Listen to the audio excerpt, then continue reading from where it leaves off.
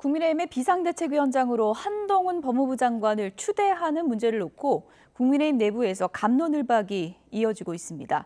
전반적으로는 공감대가 형성된 분위기지만 선대위원장 같은 다른 역할을 맡겨야 한다는 반론도 여전하다고 합니다. 국회 취재기자 연결해서 내용을 좀 알아보도록 하겠습니다. 강민경 기자.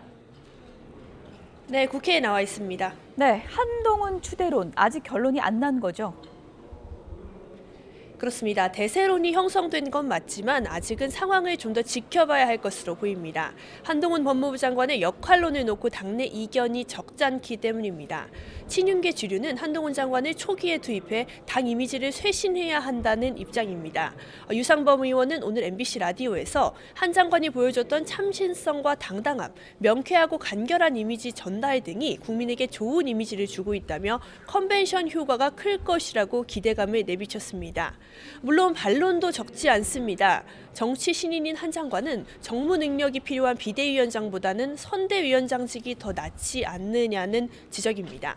열세를 진 윤재욱 당대표 권한대행은 여러 의견을 수렴하고 있다며 말을 아끼고 있지만 비대위원장 결정까지는 오래 걸리지 않을 거란 게 중론입니다. 당사자인 한동훈 장관은 오늘 오후 2시에 열리는 법제사법위원회 전체 회의에 출석하는데요. 어떤 입장을 내놓을지 주목됩니다.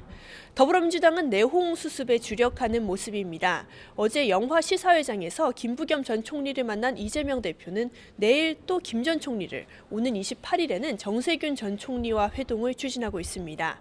이낙연 전 대표가 신당을 추진하는 상황에서 파장을 최소화하려는 전략으로 읽힙니다. 이 전 대표 측 관계자는 오늘 아침 YTN 통화에서 당의 본질적인 문제를 해결할 의지가 있다면 이재명 대표와 만날 수 있지만 그렇지 않으면 소용이 없다고 강조했습니다. 오늘 국회에서 청문회 일정도 있던데요. 강도영 해양수산부 장관 후보자 인사청문회 몇 시인가요?